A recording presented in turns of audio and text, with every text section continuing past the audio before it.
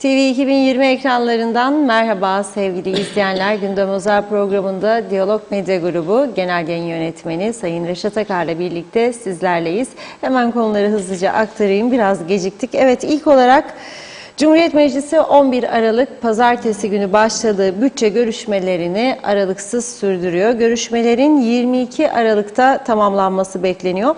Bugünkü birleşimde polis, sivil savunma ve güvenlik kuvvetlerinin bütçeleri ele alınırken özellikle poliste eksik personel sayısına dikkat çekildi. Fakat polisin teknolojik açıdan güçlendirilmesine yönelik herhangi bir tartışma ortamı yaratılmadı.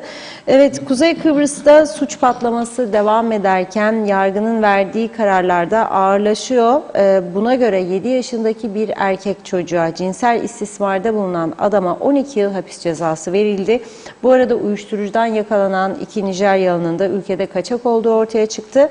Konuşacağız. Üçüncü konumuz, ülkemizde en ciddi sorun haline gelen meyve sebze fiyatlarını sizler için araştırdık. Mersin, Taşucu, Anamur gibi Kıbrıs'a yakın bölgelerde fiyatlar ülkemizdeki fiyatların 3'te 1 hatta 4'te 1 oranında. Yetkililerin değerlendirme yapmaları açısından bu konuyu gündeme getireceğiz. Son olarak da Güney Kıbrıs'la Birleşik Krallık arasında stratejik işbirliği imzalandı. Amerika tarafından uygulanan silah ambargosu da bir süre önce kaldırılmıştı. Rum yönetimi bu şekilde hem Amerika hem İngiltere ile ilişkileri askeri açıdan da geliştirirken 2024 yılında çok sayıda saldırı helikopterinin adaya ulaştırılacağı açıklandı. Detayları da var. Onları da sizlerle paylaşacağız. Evet, buyurun Reşat Bey. Evet, herkese hayırlı günler, hayırlı cumalar diyerek başlayalım. Evet, havalar da değişiyor, mevsimler, çok dikkat etmek lazım. Gündüz yaz gibi, ben bugün kısa kollu tişört giydim berbere giderken. Fakat akşam üzeri oldu mu hava bir anda soğuyor, dikkat etmek lazım. Ceketli bile üşüyorsunuz. Şimdi ve bunun da bedeli ağır olur biliyorsunuz, yani grip oldum demekle geçmiyor. Grip oldunuz, hele biraz ileri derecedeyse doktor ihtiyacı var. Doktor vizitesi 800, 1000, 1200, 1500 doktoruna göre. Reçete mutlaka yazılacak. Onu da al, bunu da al, bunu da al. 4-5 çeşit ilaç. Yandım dağlar başı. Herhalde 2 günlük asgari ücret gidiyor. Onun için dikkat etmek lazım. Şimdi Yüce Meclis'e hitap edin derim Meclis Başkanı. Yüce Meclis Pazartesi gününden beri 2024 yılı bütçesini görüşmeye devam ediyor. Salona bakınız ha bugün. Ve en önemli bütçelerin görüşüldüğü gündü bugün. Polis, sivil savunma, güvenlik kuvvetleri. En önemli bütçelerin görüşüldüğü bir gündü. Şimdi Güney Kıbrıs gibi kapalı gizli oturumda görüştük deseler takdirle karşılarım. Bugün Rum basınında vardı. 2024 yılında 162 milyon euro ayrılmış savunma bütçesi için. 162 milyon. Fakat ne diyor Rum basını biliyor musunuz ki? Meclis Savunma Komitesi'nin gerçekleştirdiği kapalı toplantıda görüşüldü diyor. Detaylarını gizliyorlar. Detaylarını gizliyorlar. Bizim ise Yüce Meclis'te her şey açık. Devletin televizyonu da orada. Bütün konuşmaları yayınlıyor. İsteyen izliyor. Türk'ü, Rum'u, Alman'ı, İsraillisi, Rus'u fark etmez. İsteyen izleyebiliyor. Tartışıyor, görüşülüyor. Saatlerce. Saatlerce. Şimdi tabii ki demokrasinin gereğidir. Ama aynı partiden 4 kişi, 3 kişi, 5 kişi aynı konu üzerinden konuşma yaparsa bunun anlamı nedir? Yani işte biz saldırıya geçtik. İşte biz o haddini bildirdik iktidara. İşte biz bilmem ne. Tamam da yazık günah. O kadar ağır suçlar var işlenen. Onlarla ilgili ceza yasalarının değiştirilmesi lazım. İnsanlar bu pahalılıktan eziliyor. Biraz sonra vereceğim rakamları dudak uçuklayacak. Biraz bunlarla ilgilenmek varken hangi gün siz bir toplumsal sorunu 10 gün 15 gün görüştüğünüz sabahtan akşama kadar söyleyin. Geçen gün sabah 7'de ayrılmışlar meclisten. Sabah 7. Bu defa 7'de ayrılan hükümet üyeleri de eve o saat gidiyor uyumaya. Akşam üzeri uyanıyor, geliyor tekrar meclis. Peki bakanlıklardaki işler? Bakanlardan imza beklerler, karar beklerler, yorum beklerler. Beklesin. Şimdi bütçe var. 2 hafta bir bütçe. Yani 300-400 bin kişilik bir toplumun bütçesi. Zaten ondan önce komite toplantıları. Oralarda konuşuldu haftalarca.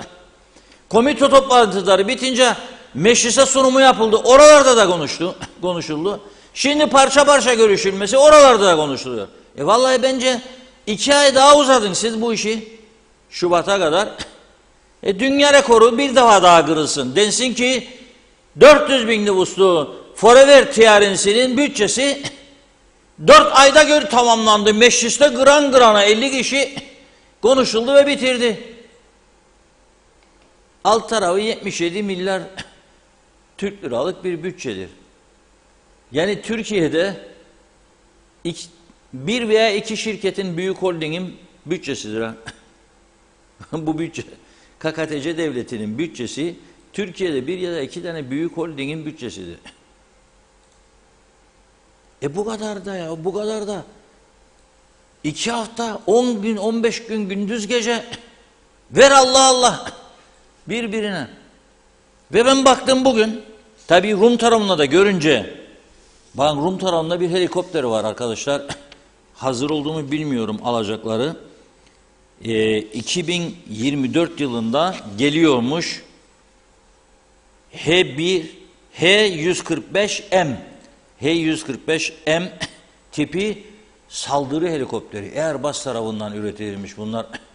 En son teknoloji 2024'te gelecek Güney Kıbrıs'a. H145M. Şimdi ama gizli oturumla görüşüyorlarmış onlar. Şimdi bizim açık oturumla görüşülenler helikopter geldi. Gördünüz değil mi? Baba bak. Önümüzdeki yılın ilk çeyreğinde Rum ordusuna geliyor. Galiba ilk etapta 8 tane.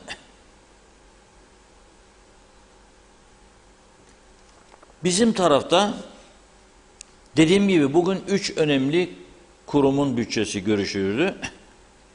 Ben dinleyebildiğim kısımlarına baktım. İşte meclisin salonunun boş olduğunu da gördüm. Muhalefet konuşurken. Sonra devletin ajansının verdiği bilgileri, haberleri okudum. Gözüme ilişen bir durum olmadı. Yani polisin özellikle teknolojik açıdan güçlendirilmesine ilişkin önerilerin yapıldığını görmedim. Varsa peşinden özür dilerim, bana ne konuştuklarını göndersinler. Buradan okurum. Ama görmedim, yok. Eleştiri daha çok mesela polisin 3 milyar 979 milyon liralık bütçesi görüşülürken muhalefet milletvekilleri polis sayısının 3000 olması gerektiğini ancak 2280 civarında tutulduğunu söylediler.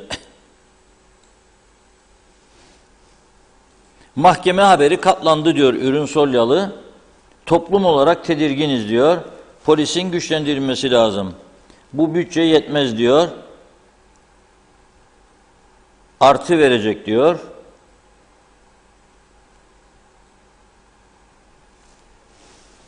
Uyarıyor yani.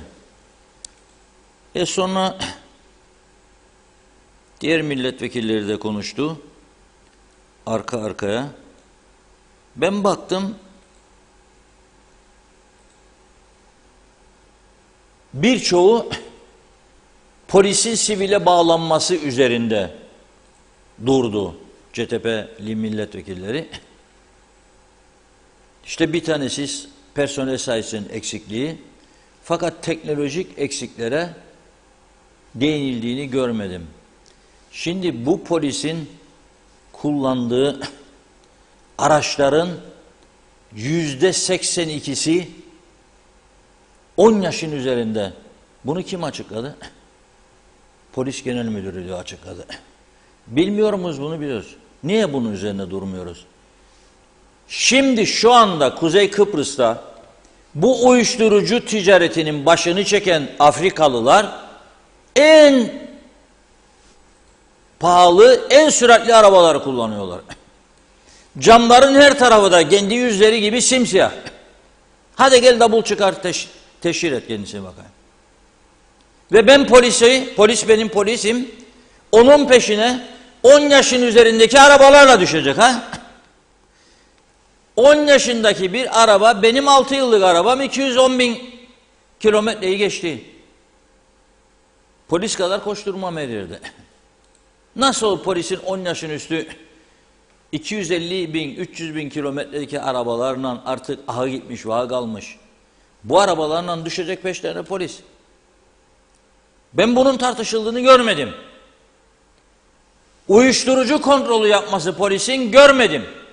Bakınız Girne Alsancak yolunda 62 yaşındaki kadının ölümüyle sonuçlanan kazada 28 yaşındaki gencin kullandığı o aşırı sürat arabasının hızı neydi, sürati tespit edemedi bizim polis. O teknoloji yokmuş bizim poliste. Ve ölçümleri toparlayıp bir torbaya koyup gönderiyorlar Türkiye'ye, bakalım ne zaman gelecek. Yerinde yapılan bir ölçümün vereceği sonucundan paketlenip Türkiye'ye gönderilenden gelecek sonuç aynı mı bilemem. Ama burada eğer eşit ve egemen bir devlet iddiamız varsa önce bu devlet olmanın gereklerini yerine getirmemiz lazım. Sen arabanın ne kadar sürat yaptığını orada ölçebilecek teknolojiye sahip olman lazım. Var mı? Yoktur. Uyuşturucu en büyük bela oldu Kuzey Kıbrıs'a. Şu anda Kuzey Kıbrıs'ın en büyük belası uyuşturucudur. Çünkü birçok diğer sorunlar uyuşturucudan kaynaklanıyor. Nedir mesela? Bir, trafik kazaları. Adam çekiyor, basıyor gaza, gözü görmüyor, gidip vuruyor, darmadağın ediyor. Bugün bir vatandaşın paylaşımını gördüm. Ukraynalı bir sürücü gitmiş, vurmuş üzerine. Arabanın içinden beni zor çıkardılar diyor. 3 ay diyor yürüyemedim hastanede falan filan, kollarda bilmem ne. Ölümden döndüm. Bir de sigorta şirketi demiş kendisine arabanın yani araba akordeon oldu, gördüm ben, fotoğraflarını paylaştı. Aracın diyor kendisine ederinin ancak yarısını verebilirik sana. Geri yarısı veremeyik demiş. Peki. O da ayrı bir dert. Şimdi trafik kazalarında ölümlü trafik kazaları olsun veya ağır yaralamayla sonuçlanan olsun, büyük çapta uyuşturucudan kaynaklanır. Alkol ve uyuşturucu. Alkol testini polis anında orada yapabiliyor, fakat uyuşturucu testini yapamaz. Halbuki uyuşturucu testini yapabilse o anda dosyasını ilerletebilecek polis. Ama yapamadığı için dosya haftalarca, aylarca bekliyor. Eğer izin verirse kazayı yapan kanı alınsın, izin verirse, anayasamızda da böyle bir madde varmış, mecbur değilmiş dersin. Ha sen gideceksin başkasını öldüreceksin ve ben senin kanını alamayacağım ha. Bu nasıl bir anayasa ya? Bu mudur? Yani bu demokrasi mi yani sizce? Bu mu demokrasi ya, sorarım. Yani öldüreceksin, sen başkasının canını alacaksın ve ben senin kanında uyuşturucu var mı yok mu alıp test yapamayacağım. Çünkü öyle koymuşlar. Forever Tiyarensi'nin 83 yılında yaptıkları anayasasında. Olur mu böyle bir şey? Olur mu böyle bir şey? Bunlar da tartışılmıyor. Ben bakıyorum. Daha fazla ideolojiler üzerinde tartışma yapılır. İktidar da bazen buna sert cevap veriyor. Bazen de alıştılar, onlar da onu buldu. Evet diyor İçişleri Bakanı, mesela bugün baktım. Eleştirileriniz bize ışık tutuyor, yol gösterici. Bunlardan yararlanacağız. Maşallah be. Bravo adam ama bu tam bir siyasetçi. Ne adam duracak, tartışmaya mı girecek? O da biliyor memlekette olan filmi görüyor. O da rahatsız. Dedi ya zaten. Nüfusumuzu bilmiyoruz ve bu bizim açımızdan da tehlikeli bir durumdur dedi ya İçişleri Bakanı birkaç hafta önce. Bunu söyleyen adam durup meclise şimdi öyleydi de böyleydi, öyleydi de böyleydi dediklerine ne diyecek? Yanlışsınız mı diyecek? Halk da izliyor bunu. Diyemez zaten. Diyemez. Gelelim güvenlik kodlarıyla ilgili bölümüne. 4 milyar 240 milyon Türk lirası güvenlik kodlarının bütçesiymiş. Şimdi bu güvenlik kodları bütçesinin zaten kapalı bir oturumda ele alınması lazım. Şimdi ben altını çizerek söylüyorum. Biz Kıbrıs sorununa kalıcı bir çözüm bulunmasını destekliyoruz. Ve bu adanın geleceğinde bu olacaktır diyoruz. Gecikme olsa da olacak. Çünkü bugün Sayın Kudret Özersay da paylaştı.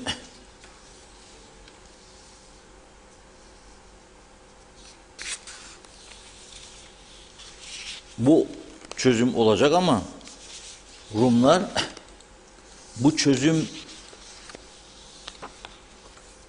olmayacakmış gibi veyahut da oluncaya kadarki süreyi dikkate alarak veyahut da olduktan sonra da gerekli olacağını düşünerek diğer yandan savunmalarını güçlendiriyorlar. Hem çok yüklü miktarda silah alıyorlar hem de önemli ülkelerle savunma alanında işbirliği anlaşmaları imzalıyorlar. Bugün Cyprus Mail gazetesine düştü haber, yarın çıkacak bizim gazetelerde bu. Kudret Bey de Cyprus Mail'deki bu haberi okuduktan sonra kısa bir paylaşım yaptı. Ve buna göre Güney Kıbrıs'ın İngiltere ile stratejik bir işbirliği anlaşması imzaladığını duyurdu Cyprus Mail. Stratejik işbirliği ne demektir? İngiltere Kıbrıs'ın 3 garantör ülkesinden biridir. Bana göre tek taraflı Rumlarla stratejik işbirliği anlaşması yapma hakkı yoktur. Bakalım nasıl bir tepki verilecek merak ediyorum ben de. İngiltere garantörü olduğu bir adanın iki eşit toplumundan biri olan Kıbrıs'ı Türkleri dışlayan bir harekette bulunamaz, bulunmamalıdır. Ama böyle bir anlaşma yaptı. Neden İngiltere'de Rumlarla yapıyor? Çünkü Rusya Doğu Akdeniz'den uzaklaştırılması isteniyor. Avrupa Birliği'nin ve Amerika'nın koyduğu ambargo kararlarıyla Güney Kıbrıs ister istemez Rusya'dan uzaklaştı. 120 milyar euro Rus parasını da ki bunlar yasal yoldan geldi Güney Kıbrıs'a, alın geri götürün istediğiniz yere dedi Rum yönetimi. 120 milyar euroyu gözünden yaş akarak ağlaya sızlaya götürün dedi Rumlara, Ruslara. Şimdi İngiltere bundan dolayı yaklaşmış olabilir. Bir, iki, şimdi İsrail-Hamas savaşı var. Üsler çatır çatır kullanılıyor. Nitekim Avam Kamerası'nın dünkü toplantısında İngiltere'de, dünkü toplantısında hükümete sorular soruldu. Akrotur üstünden kalkan İngiliz savaş uçakları İsrail'e ne taşıyor diye soru sordular hükümete. Ve bir iki milletvekili de cevap verdi. Silah değil merak etmeyin, insani yardımdır. Soruyu soran milletvekili de dedi ki silah taşıma hakkınız yoktur. Çünkü o zaman resmen taraf olmuş oluruk Filistinlilerin öldürülmesine diye. Fakat neticeye gelelim. İngiltere gibi bir ülkeyle ve Kıbrıs'ın garantör ülkesiyle tek yanlı stratejik işbirliği anlaşması imzalıyorlar. Amerika Birleşik Devletleri'nin koyduğu silah ambargosu da biliyorsunuz kaldırıldı. Kongre onayladı bunu. Yalnız Amerika olası çözüm durumunu göz önünde bulundurarak ve Rusya'ya yönelik yaptırımların uygulanıp uygulanmadığını tam olarak görmek istediği için ve Rumlara bunu bir baskı unsuru olarak kullanmak istediği için erteledi, göndermedi henüz. 2024'te tekrar görüşülecek.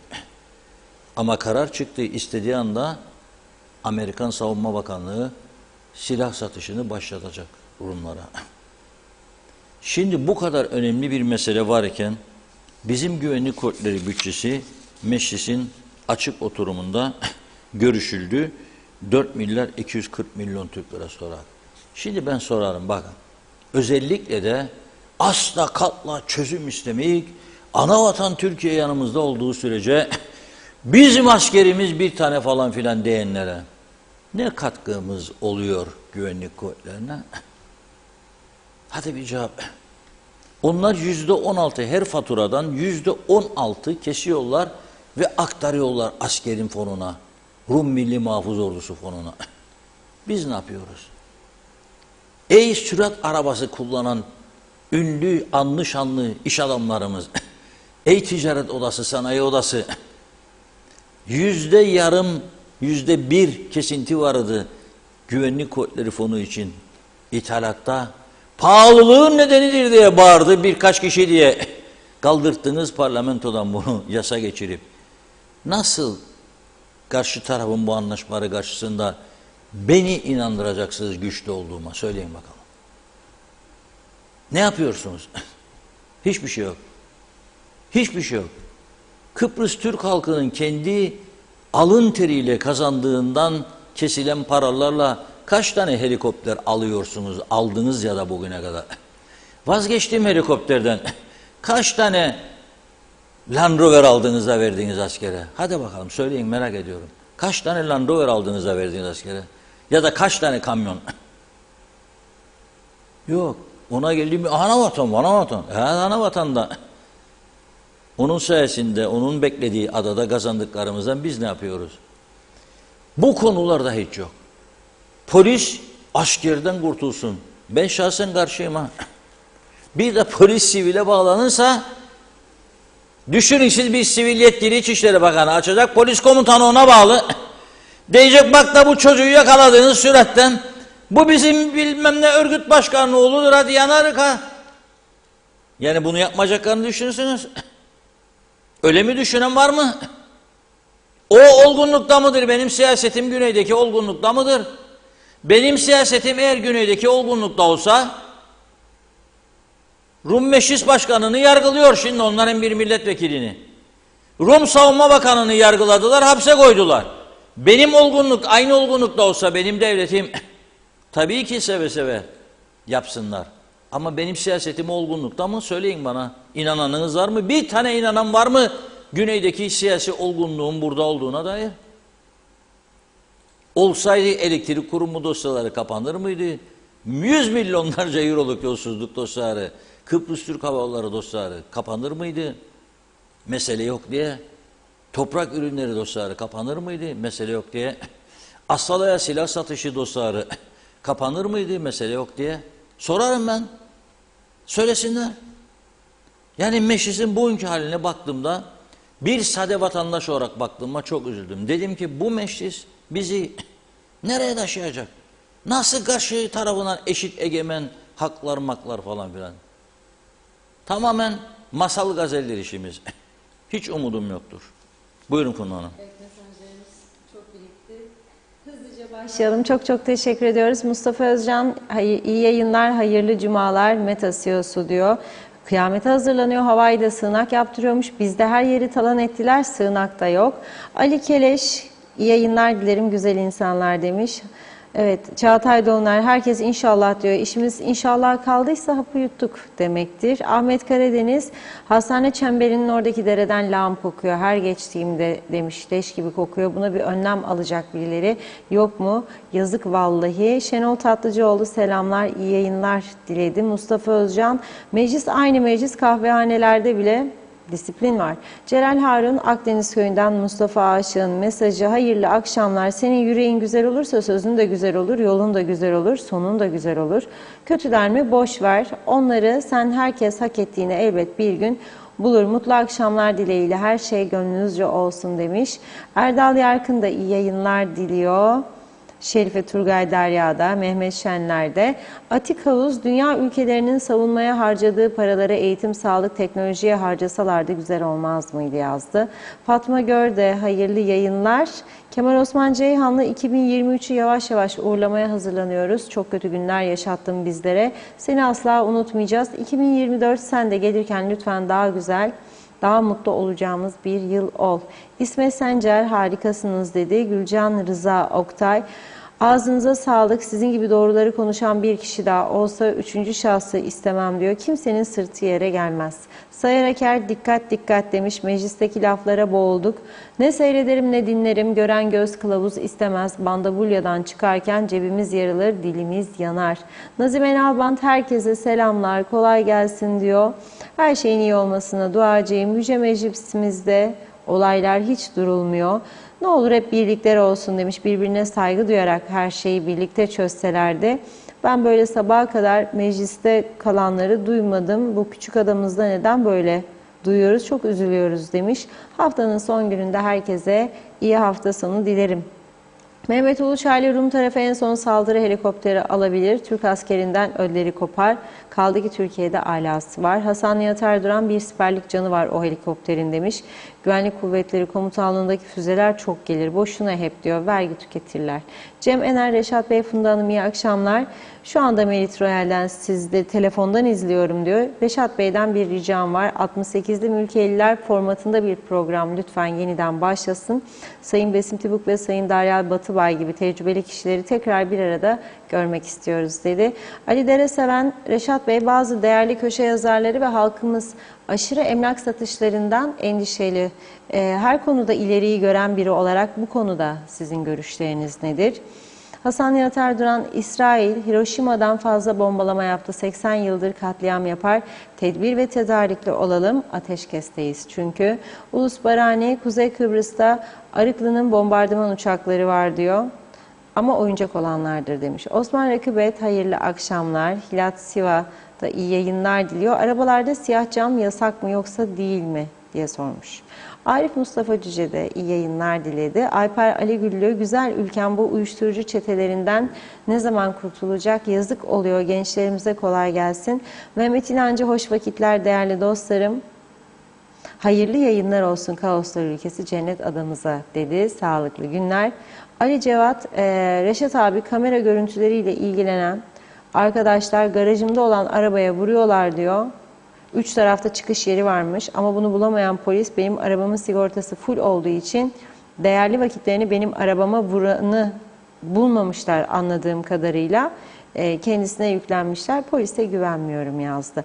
Necdet Mavi Gözlü, Kuzey Kıbrıs Birleşik Afrika Pakistan Cumhuriyeti'nden iyi yayınlar diliyor. Çok merak ediyorum demiş. Uyuşturucu suçundan yakalanan Afrikalı uyuşturucu tüccarlarının tutuklandıkları anda ellerinde bulunan paraları polis açıklıyor, işte şu kadar euro, bu kadar dolar, sterlin, Türk lirası.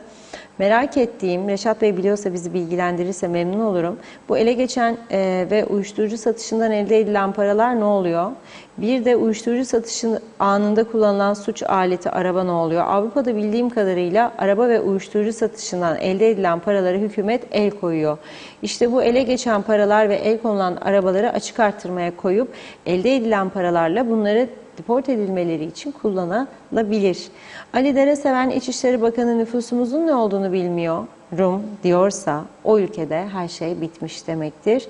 Mehmet Uluçaylı, bir çözüm anlaşma olmasını istiyoruz ama kalıcı ve güvenilir olması önemlidir. Serkan Nevel, bölgedeki ülkelerin Rumların nüfusu kadar aktif askeri var. Rumların silahlanması kimedir bu durumda demiş.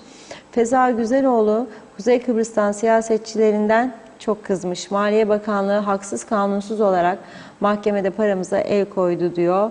Ama bir zamanlar Ersin Tatar da emeklilerin paralarına el koymamış mıydı demiş. Yıllar sonra emekliler davayı kazandı da pul olan paraları geri alabilenler aldı.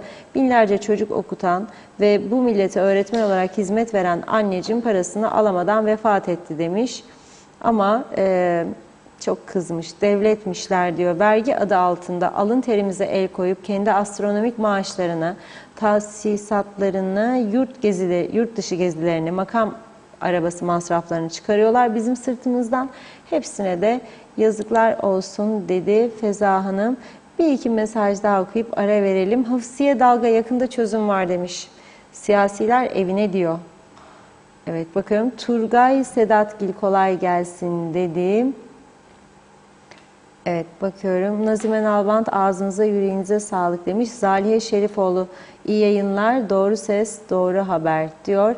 Güler Karamanlı'yı da okuyalım. İyi yayınlar Reşat Bey. Bugün sizi gördüğüm için çok mutlu oldum. Başarılarınız, enerjiniz ve dinamizminiz benim için ilham kaynağı. Siz benim için örnek bir motivasyon kaynağısınız.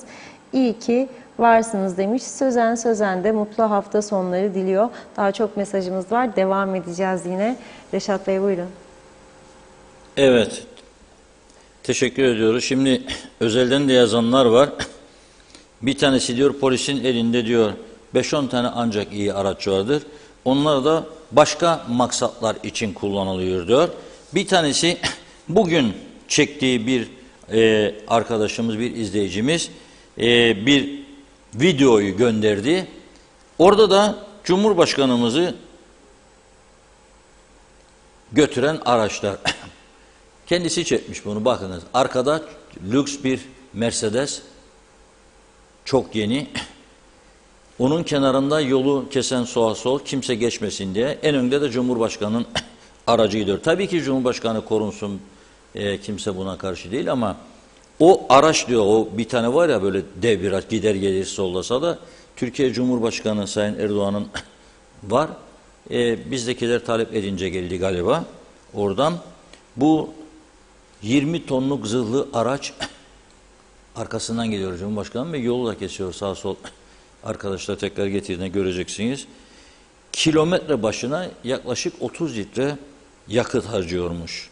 Arkada lüks Mercedes. Ama şimdi bakın ben size bugün sadece bugün yani için 2 tane Nijeryalı'nın uyuşturucu meselesini anlatacağım. Bu ikisini de polis ihbar üzerine yakalıyor. Bir tanesi 90 gram uyuşturucu var bulunuyor üzerinde. Gabriel. Bir tanesi de ikisi de kaçak ha. Bir tanesi de Çikinyeka. Bu Çikinyeka. Bu şimdi gelen de Gabriel. Bir de 50 gram. Bu adamlar bu ülkede kaçak yaşıyor. Ve bizim polisimiz bu adamlar hem kaçakları bulacak hem de uyuşturucu ticareti yaptıklarını ortaya çıkaracak ve bunları tutuklayacak ve ondan sonra dosyasını hazırlayacak. Ondan sonra mahkemeye çıkaracak. Mahkeme 3 gün tutukluluk emri, sonra tekrar mahkeme, ondan sonra mahkeme 2 ay geçmemek üzere, 3 ay geçmemek üzere cezaevi.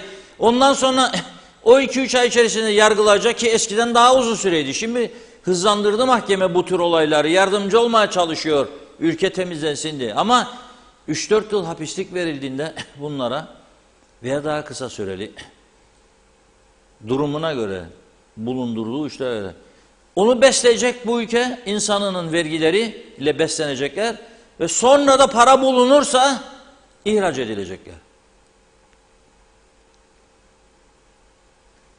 Polisin sivile bağlanması değildir önemli olan şu anda. O siyaset kültürü oluştuğu zaman en başta biz destekleriz. Ama yoktur. Yoktur. Bunu her yerde gördük. Ya siz eski bir başbakan istifa ediyor da kabul etmediniz istifasını. Burada olmayın, yurt dışında yaşayan insanlara siz maaş ödettiniz ya. Nasıl güveneceğim ben? Teslim edeceğim polisi size. Zaten son yıllarda asker bu konuda daha demokratik bir davranış sergiliyor. Nasıl? Cumhurbaşkanı ve Başbakanın görüşleriyle birlikte terfileri yürütüyorlar. Kendi karar vermiyor. Kendi karar vermiyor. Ve siyasetin ne kadar kötü etki yaptığına polise tanık olanlardan biriyim. Ben ailemde yaşadım. 2 rütbe altında benim abim polis genel müdür yardımcılığına adayken partili adam getirdiler, milletvekillerinin veya ne idare millenin kardeşini Maosa'dan Lefkoşa'da onun üzerine geçirdiler. O da istifayı bastı çıktı. Ondan sonra zaten sağlık durumu bozuldu. Ben size güveneceğim, polisi bırakacağım. Gelelim, Türkiye çok güçlü, Türkiye'den korkarlar, Türkiye oldukça bizim ihtiyacımız yok. Mesele o değildir. Mesele o değil. Eski bir güvenlik kuvvetleri komutanı, güvenlik kuvvetlerini güçlendirme kurumunu kurmak için yalvarmıştı adeta. Cumhurbaşkanından siyasi parti yetkililerine kadar. Bir vakıf da burada kuralım, Türk Silahlı Kuvvetleri'ni güçlendirme vakfı gibi. Türkiye'nin ihtiyacı yoktur sizin toplayacağınız paraya. Ama bu halk da en azından törenlerde geçtiği zaman askeri birlikler, benim de bu topun üzerinde 3 kuruşluk katkım vardır deme şerefine nail olsun diye. Düşünce buydu. Ama olmadı. Olmadı. Ben içinde olduğum, öncülüğünü yaptığım için söylemek istemem. Övünme payı çıkarmak istemem kendime ama 22-23 yaşlarına Güvenlik Kuvvetleri Kurumu'nun oluşması için haftalık bir gazete çıkarıp bir defaya mahsus gelirini Güvenlik Kuvvetleri'ne bağışlamamızdan sonra Güvenlik Kuvvetleri Güçlendirme Kurumu'nun oluşması meclise baskı unsur oldu ve geçirdiler yasayı. Sonra haftalık oldu o gazete, tabii ayrı mesele. Ve bu ülkede çok iş yaptı. Yapılabilir yani. Ama niyet olması lazım. Ondan sonra da bu fonu güçlendirmek için ithal ürünlere çok cüzi miktarda %1, yarım bir falan bir güvenlik kuvvetleri fonu kondu. Bir süre sonra pahalılığın nedeni budur dediler. Hadi şimdi kaldırdığınız fonu da ucuzladı mı piyasa? Piyasa ucuzladı mı? Yok. Benim söylemeye çalıştığım kalıcı bir çözüm olursa da kendi içimizde güvenliğimizi sağlamak zorundayız. Anlam planına bakın. Benim polisim koruyacak deniyordu içinde. Onu da onun polisi. Hangi teknolojiyle koruyacak beni polisim? Onda en muhteşem, en son teknoloji radarlar var, kamera sistemleri var. Bende hiçbir şey yok. Nasıl benim polisim beni koruyacak? Söyleyin bana. Yani her şey böyle ya o da falan da anavatan Türkiye olur mu ya böyle bir şey? Böyle bir kara gözlük olur mu? Sen burada ayrı bir devlet olduğunu söylüyorsun. Ana yavru ilişkisini bırakalım diyorlar bazıları. 2 kardeş vatan. Kabul ettim tamam. İki kardeş ülke olacaksan o zaman kendi ayaklarının üzerine durmasını becereceksin. Kaynağın da vardır maşallah. Nüfusa vurduğumuzda dünyanın en zenginleri burada diye düşünüyorum. Ben nüfusa vurduğumuzda en azından dünyanın en pahalı arabalarını nüfusa göre kullanan biz. En çok kullanan biz.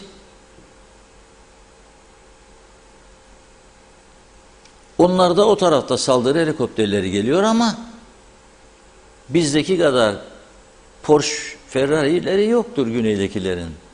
Kusura bakmayın sen. Onun için ben meclisteki şeyi ilginç buldum. Ve mahkemeler özellikle uyuşturucu, tecavüz, taciz, cinayet konularında çok anlamlı mesajlar vermeye başladı mahkeme üyeleri, başkanları. Buna rağmen onlardan da ders çıkarıldığını ben göremiyorum ve üzülüyorum. Ve ayrıca bir haber okudum bugün. Doğruysa son derece üzücü olduğunu düşünüyorum. Mal ve Hizmetler Yasası'nın verdiği yetkiyi kullanarak Bakanlar Kurulu'nun buharlı nikotin ürünü likit sigara eminnamesi yayınlamış. Buna göre yüksek miktarda nikotin içeren puf denilmiş. Bunların adına PUFF, puf ithalatı ve satışı serbest bırakılmış. 18 yaşından küçüklere yasak olan e-sigaraların üzerinde yüksek bağımlılık yapan nikotin içerir ibaresi yer alacak diyor. Isıyla buhara dönüşen 2 milimetrelik likit sigaralar 40 grama kadar nikotin barındıracak. Gençler arasında popüler olan uygun fiyatlı ürünler renkli ambalajlarda satılacak. Bu muydu eksiğimiz ya? Ve gene iddiaya göre söylüyorum, ortaokul ve liselerde yaygın olarak kullanılıyormuş bu zaten kaçak olarak. Bunları önüne geçmek gerekirken bir de önünü mü açıyoruz? Ben bunun doğru olmadığına inanmak isterim. Ama doğruysa lütfen bir kez daha gözden geçirsinler. Çünkü olacak iş değildir diye düşünüyorum. Çünkü suçlar o kadar bir patladı ki, düşünün siz, bir adam kendi ruh haliyle gidip öteki adamın nasıl elini belini kafasını kırar? Nasıl? Nasıl 7 yaşındaki çocuğa, kirvesi olduğu çocuğa bir adam, bir utanmaz adam, be utanmaz adam, kirvesi olduğun 7 yaşındaki erkek çocuğu alıp da götürüp bir ambarın içine cinsel taciz veya saldırı, ne denirse densin adına. Olur mu ya? Ne ahlaksızlık. Ve bir kez daha yargımızla ben gurur duyuyorum. 13 yıla kadar hapislik öngörürdü. 12 yıl verdi kendisine. Acımadı. 12 yıl. Yani şu anda zaten dava geç sonuçlandı. Bu adam 75 yaşlarında çıkarsa çıkacak cezaevinden. Şartlı tahliye falan filan diyorlar ya, sakın bu tür olaylarda o tüzüğü kullanmasın siyasiler. Bakın siyasilerin elinde olduğu neler oluyor. Şartlı tahliye tüzüğü, tamam, ilk defa suç işlemiş bir adam, 2 paket çips çalmış, ya sıkıya girmiş, bilmem 10 bin 12 bin lira zimmetine geçirmiş. Evet, yardımcı olacaksanız olun. İçeride de iyi eğiterek, topluma kazandırarak onları iyi bir eğitimden sonra bir şey diyemez kimse buna. Ama eğer 7 yaşında bir erkek çocuğa cinsel taciz, cinsel saldırı eylemi uyguluyorsa 100 defa düşünmek lazım. 100 defa.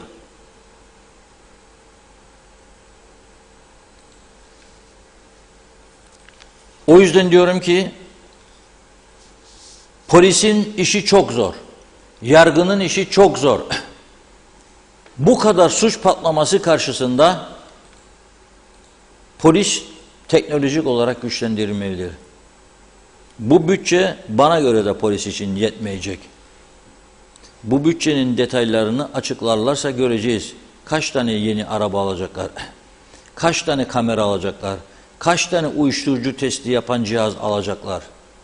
Ben görmek isterim şahsen. Madem ki açık açık her şey konuşuluyor, buyurun bununla konuşun. Gerçekten ben merak ediyorum. Gelsinler konuşalım. Çünkü bu ihmale gelecek bir konu değildir. Özellikle de 2024 yılında siyasetin Kıbrıs sorunuyla ilgili hareketleneceği bir süreçte herkesin bakacağı bir tek şey vardır.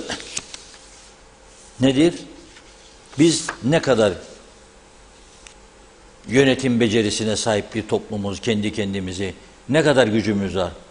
Polisimiz ne durumda teknolojik olarak? Yollarımız nasıl? Sağlık ürünlerimiz nasıl?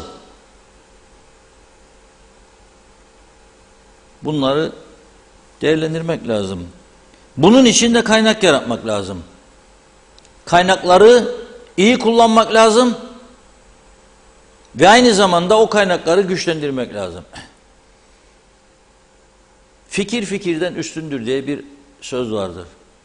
Dün ben burada benzine 1 lira, mazota 2 lira indirim yapılmasını dolaylı bir şekilde eleştirdim. Normalde yağcılıktan ünlenmeyi seçen, yağcılık yaparak herkese ne güzel falan filan bak falan diyerek mesleği yürütmeye çalışan biri olsaydım, hükümet çok doğru, ne bu 2 lira daha indirin diye bağırmam lazımdı buradan. Ben tam tersini yapıyorum. Diyorum ki ne gerek vardı? Ne tesir edecek insanlara bu? Bir adamın dar ve sabit gelirinin kullandığı arabaya ne edecek dedim dün? 30 liraydı. Fark etmeyecek bile. Sen bunu yapmakla o pahalı arabaları kullananlara ve kilometre başına 30 litre yakıt harcayan o koruma arabası gibi arabalara büyük menfaat sağlıyorsun. Çünkü adamın aylık gideri, akaryakıt gideri, şirketinin bilmem neyin 2 milyonsa ona göre onda belki 20 bin, 30 bin lira kurtaracak. Ama sen devlet olarak kaybedeceksin. Petrol fiyatlarında düşüş yok dünyada. Tam tersi artış var. Dövizde yükselme var, sen Türk parası kullanıyorsun. Hangi gerekçeyle bu kararı aldın? Şimdi bugün eski müsteşarlarımızdan, turizm müsteşarlarımızdan ve Brüksel'de temsilcilik yapmış çok değerli bir insan Sayın Yalçın Beyit'in bir paylaşımını okudum. Devlet Planlama Örgütü raporuna göre 2019 yılının ilk 10 ayında 133 milyon litre akaryakıt tüketmişiz. Şimdi 2019'daki araç sayısından 2023'tekini düşünün. Siz aradan 4 yıl geçti. Bu 133 milyon herhalde 200'ü aşmıştır. Sadece bu yıl 21 bin araç girdi. Yeni kayıt bu ülkeye. Sadece bu yılın ilk 10 ayı, o da 9 ay. Bu yıl akaryakıt tüketiminin daha fazla olduğunu düşünerek yıllık tüketimi 180 milyon litre olduğundan hareket ediyorum diyor. Bana göre 200'ün üstünde ama 180 de iyi. Bir indirim kararı ile ilgili değerlendirme yapmak istiyorum diyor. Hükümet diyor bugünkü fiyatın litre başına 1 lira fazla olduğunu düşünmüş olacak ki litre başına 1 Türk lirası indirim yapıyor. Benzine, mazota 2. Bu kararla 400 bin civarında motorlu araç bulunan ülkemizde araç başına aylık 37 lira 50 kuruş, bir günde ise 1 lira 30 kuruş tutarında kimsenin işine yaramayacak bir indirim yapmış oluyor diyor. Dün söylediklerimi bugün burada bu yorum doğruluyor.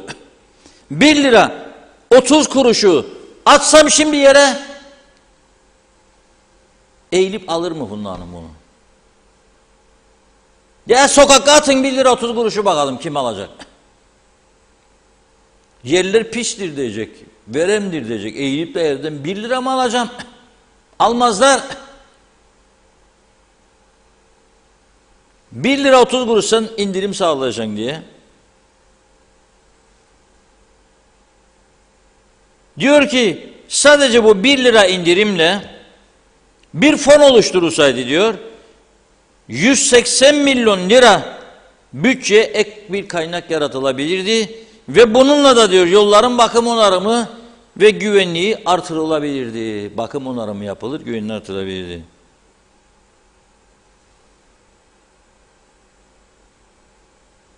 Bu hesap yapılamaz mıydı? Ben dün eleştirdim. Dediğim gibi yağcılık açısından baktığımızda Halkımızı eziyorsunuz, 2 lira daha indirin falan diyebilirdim. Ama zaten güneydekinin yarı altındayım hemen hemen. Ve şu anda bizim kadar akaryakıt alıyor onlar da bu yandan. Ve her 100 lirada zaten 30 lira devletin kasasına giriyor. Bu kadar zenginse Brunei Sultanlığı'nın üzerine çıktıysak biz burada, bu 1 ve 2 liralık indirimin hakikaten bir fona koysalardı da Erhan Arıklı Bey yolları tamir etseydi bize. Şimdi para yoktur diyor. Karayollarının aracı gereci yoktur diyor bize. Hakikaten de miadını doldurmuş, dökülen, iş yapmaz duruma gelen araçları var karayollarının. Ama karayolları tabelası orada duruyor mu? Duruyor. 100'ü aşkın personel çalışıyor mu? Çalışıyor. Ne iş yapıyor bu 100'ü aşkın personel? Plan proje falan filan diyorlar bize. Neyin plan projesi? Yani başından kuruluşundan bugüne bu forever TRNC'de yanlışlar var ya, kabul edelim.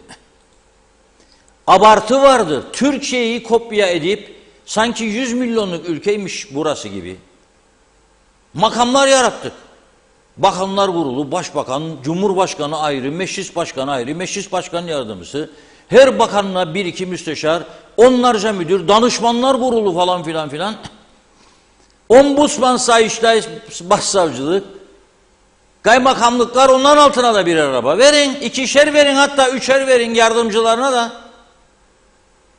Belediye başkanlarına özel plaka. Ver kardeşim. Ne olduğumuzu bilmez duruma geldik.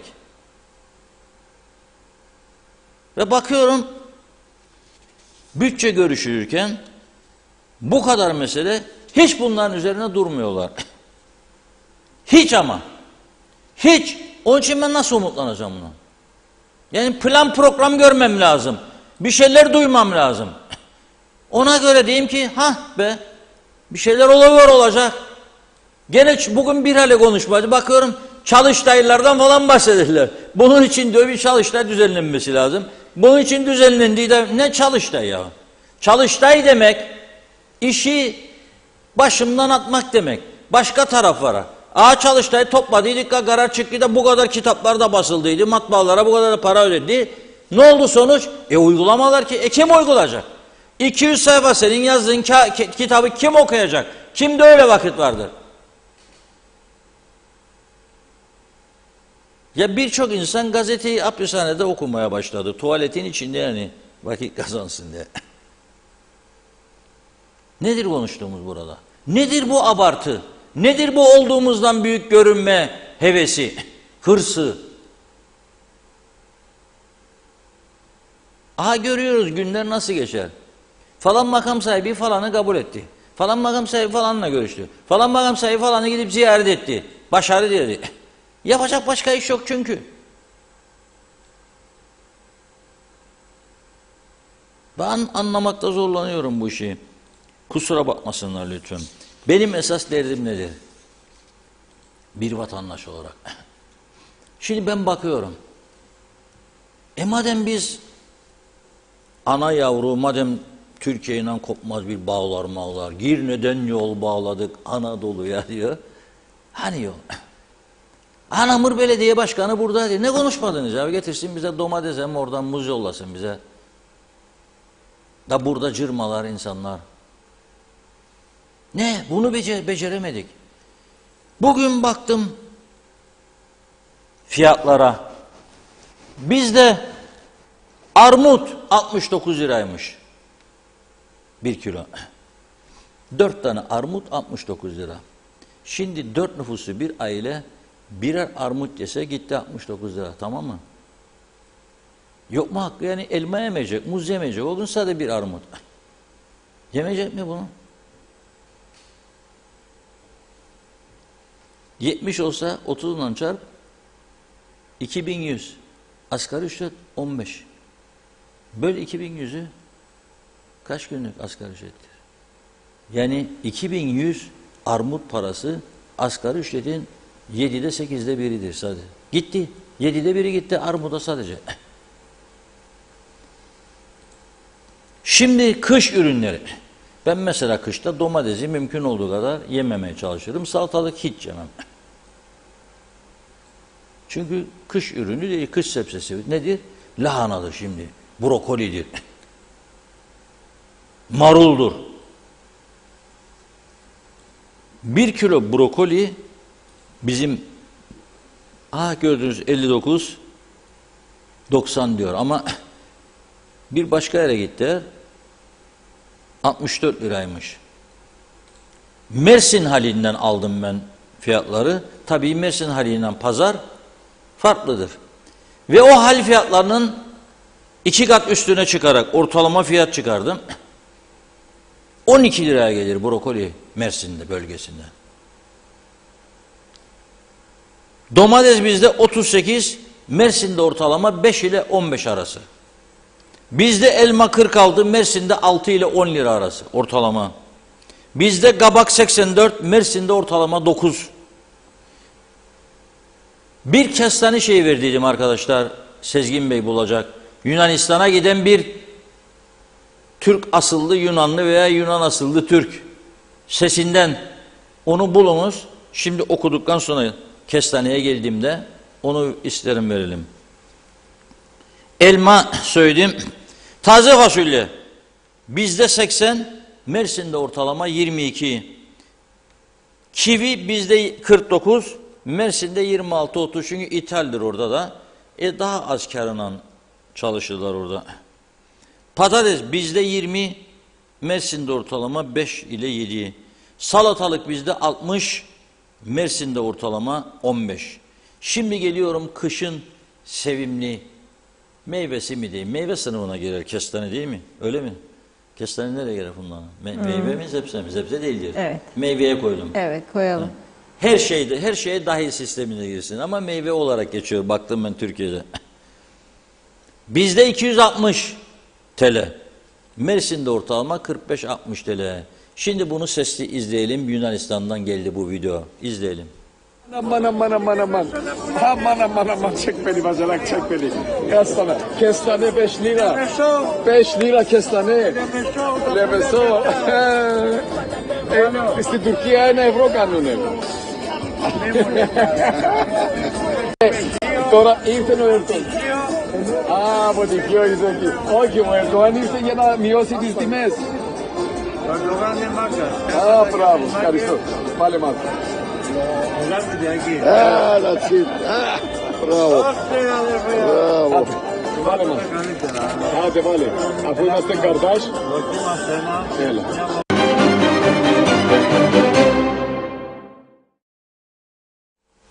Evet kestane diyor, ben de avro diyor. 5 euro. Türkiye'de diyor 1 avro diyor. Yani 1 avro ne kadar? 31 Turkish demektir. Ben baktım işte 45 ile 60 arasıymış Mersin'de. 260 da bizde. Ya kestane kış ayında tüter akşamları insanlar böyle otururken 2'şer tane kestane hadi kızartalım yiyelim derler falan. Yiyemez. 260 lira kestane mi alınır ya? Niçin? Birkaç el değiştiriyor, ben onu anladım. Ve tabii biraz şey olması lazım. Liberal ekonomide denetlenmezmiş. Bakkal gezi fiyatlara bakamam. Bakamam da yani 2-3 tane ithalatçıyı çağırırım. Derim getir faturaya bakalım buraya derim. Ticaret dairesi var. Ticaret Bakanlığı, Ekonomi Bakanlığı var. Gümrük dairesi var. Getir kaça getirdin ya sen bu kestaneyi? Kaç para gösterdin bana faturada? 30 lira. Nasıl o 260? Bir de bakkala çağırırım. Getirsen de bakayım sana kaça sattı bu. Bitti. 1-2 defa korkuyu verdin mi bir süre olsun düzeldin. Devamlı yaparsan bunu hep düzeltirsin.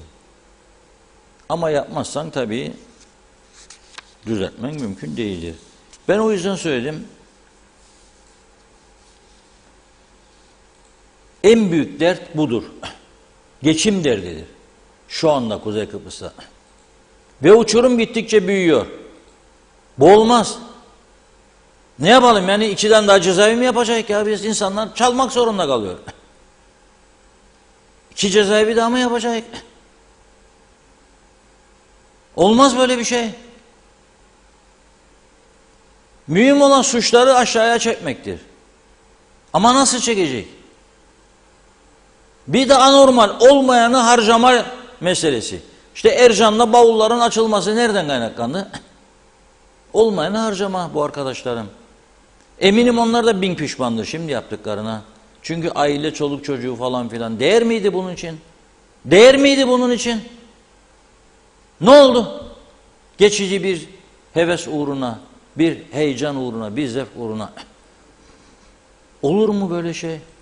Bunları anlatmak lazım insanlara, eğitmek lazım. Hizmet içi eğitim vermek lazım. Havaalanında çalışanlar çok önemlidir. Check-in yapanlar, bavulcular, hepsi hizmet sektörü. Eğitimden geçirmelidir devamlı. Üniversiteler en ucuz rektörü, getirdin ha en ucuz rektörü, 12 milyon çaldı seni. 12 milyon çaldı. Kaliteye önem verir. Hele hele eğitim kurumlarında. İyi insanlarla, kaliteli insanlarla ve onları mali yönden destekleyerek, yok sadece bana benim patronum da benim cepte olsun. Hayır, onları iyi seviyede yaşatman lazım ki o da dürüst hizmet versin. 2 tane daha cezaevi yapın, 4 tane de yapın. Ne olacak sonu bu işin? Buyurun Funda Hanım. Evet, kaldığımız yerden devam edelim yine mesajlarımıza. Şöyle hızlıca. Ali Dereseven, Rumlar onlarca ülkeyle stratejik işbirliği anlaşması yaparken, hatta garantörlerimizden birinin de bunların içindeyken bizler niçin tek bir ülke dahi stratejik savunma işbirliği yapmıyoruz? Engel nedir? Niye hep yalnızlığı seçiyoruz? Mehmet Uluçaylı hem garantörsün hem de Rum tarafıyla taraf olup stratejik anlaşma yapıyorsun. Açık olarak İngiltere Türk tarafını yok sayıyor demiş. Aynur Yüzügüler iyi yayınlar diledi. Hasan Nihat Erduran, gümrükte %4 güvenlik kuvvetleri fonu kaldırıldı mı? Ben duymadım. Sibel Serin iyi yayınlar, kolay gelsin demiş. Güzel ve mutlu haberlerle dolu bir hafta sonu dilerim. Hasan Nihat Erduran, biz olmadan Anayasa Mahkemesi Başkanı yargıç diyor. Kaçalı Kıbrıs Cumhuriyeti anayasal bile değildir demiş. Sadece torpillidir. Kuzey Kıbrıs referandumludur. Bunu herkes bilir. Esasında etrafında dolanmak boşunadır. Dursun Taş iyi yayınlar dilemiş. Hüseyin Koltan hayırlı akşamlar. Mutlu hafta sonları saygılarımla diyor. Mehmet Uluçaylı, bugün eczaneden 2 çeşit ilaç aldım. 440 lira ödedim. Sağlık Bakanı'na aldığı maaş helal değil. Bir ilaç problemini bile çözemiyorsa o koltukta ne işi var? Nazime Nalbant, çok teşekkür ediyorum. Doğru Adres TV 2020, yolunuz açık olsun. Başarılarınızın devamını dilerim. Ülkemize zarar verenleri geri göndersinler lütfen demiş. Irmak Hastürk, evet, güzel bir hafta sonu diliyorum sizlere. Allah'a emanet olunuz inşallah. Lord Manav bereketli kuru yemişleri iyi yayınlar diliyor. En lüks araçlar KKTC'de. Erdal Uğurlu, Reşat Bey, bizimkiler hep gösteriş budalası. Salih Mullalı, iş yapmak isteyen, ülkeye hizmet etmek arzusu olan birçok insanımız var ama sonuç. Mehmet Uluçaylı, ülkemizde akaryakıta indirim yapılır, marketler zam yapar. Akaryakıt yükseliyor, yine zam. Asgari ücret görüşmesi yapılıyor, yine zam marketlerde. Bunu kim önleyecek acaba? Celal Harun, ülkemizde can ve mal güvenliği konusunda vatandaşı koruyan kolluk kuvvetlerinin başında gelen polis teşkilatımız, araç gereç eksikliği her geçen gün artıyor. Tepe lambaları çalışmıyor. Birçok araç olaylara giderken yollarda kalıyor. Eskiyen araçların yerine yenileri alınmıyor. Devletin teşkilata sahip çıkması ve tüm araçları yenilemesi gerekmektedir. Fevzi Mehmetçioğlu iyi yayınlar dilemiş. Emine Mülayim de ve diyor ki, Reşat Bey, bu psikopata ömür boyu ceza verilmesi gerek. Öz evladına bunu yapan insan değil, yazıklar olsun. Ahmet Halil iyi yayınlar diledi. Çağatay Lunler, Reşat abi, bunlar sadece cep fonu kurmayı bilirler. Sadık Arslan Soylu, asgari ücreti fazla yükseltmemek, hayat pahalılığını düşük göstermektir amaç. Cem Güner, Alaçatı Çeşme'den güzel bir akşam. Şömine başında sizi izliyoruz diyor. Kolay gelsin. Umahan Davulcu, bu memleketin çivisi çıkmış dedi. Mehmet İnancı, gösteriş budalası. Çok, bu tür insanlar kendi zekalarının çok yüksek olduğunu sanırlar ama hava gazı alırlar Reşat Bey. Hale Akyollar, burası KKTC hükümeti, halkı anlamaz, herkes kendi derdinde. Hatice Mumin iyi akşamlar diliyor. Eda Arslan şampiyon Galatasaray yazmış. Ali Dere Seven, domates salatalık yemiyorum diyorsunuz Reşat Bey. Size göre salatalık domates dışında da yediğimiz mevsimlik sebzeler ucuz ve ilaçsız mı? Rahat tüketelim mi diyor. Mehmet Taş, kara borsa aç gözlük yazmış. Evet, bakıyorum. Zehra Sencer, hayırlı yayınlar. Karpaz'dan sevgilerimle, süpersiniz. Yazık, memleketimizde yaşamak, nefes almak artık gittikçe zorlaşıyor. Celal Bozdemir, fiyat konusunda memleketin çivisi çıktı dedi o da. Celal Harun, Şifa Harun'un mesajını aktarmış. Hayırlı cumalar.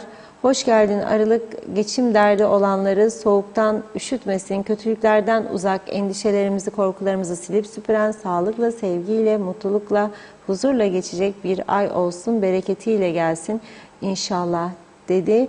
Celal Ertaş, isteseler tüm sorunları çözerler de lakin bu sistemin bu şekilde olmasından geçinirler demiş. Son olarak Mehmet Uluşaylı da yine bir hafta sonuna geldik. Sizlere ve ekibinize, herkese mutlu, sağlıklı hafta sonları. Vekiller hariç diyor, onlar hep tatildeler demiş. Ve çok teşekkür ediyoruz. Buyurun.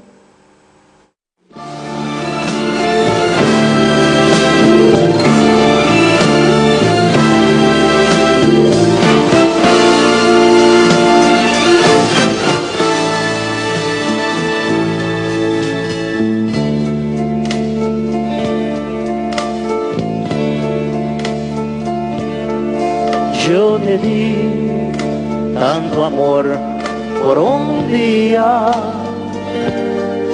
y después, sin querer te perdí. No pensé que tu amor dolería,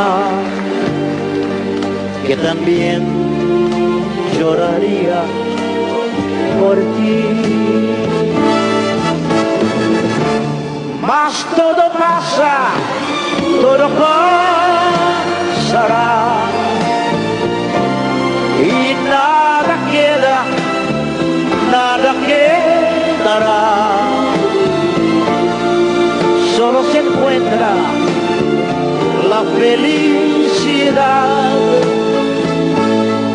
cuando se brinda el corazón. Ahora, todos conmigo, fuerte. La, la, la, la, la. Lindo, lindo, lindo.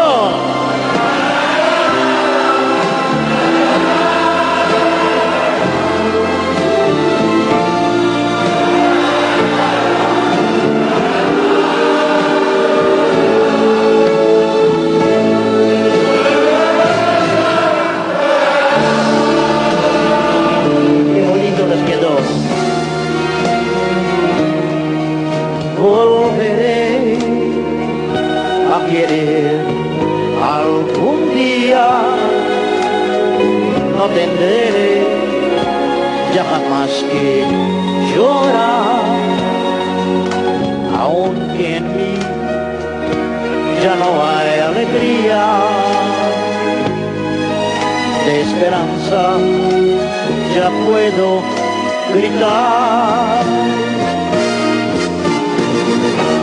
All of a sudden, this world joys are mine. All of a sudden, what are days like wine? Now every moment, there are songs to sing. All of a sudden, everything. Tu finis et tout se finira et rien ne pourra rester comme ça. Nous trouvons seulement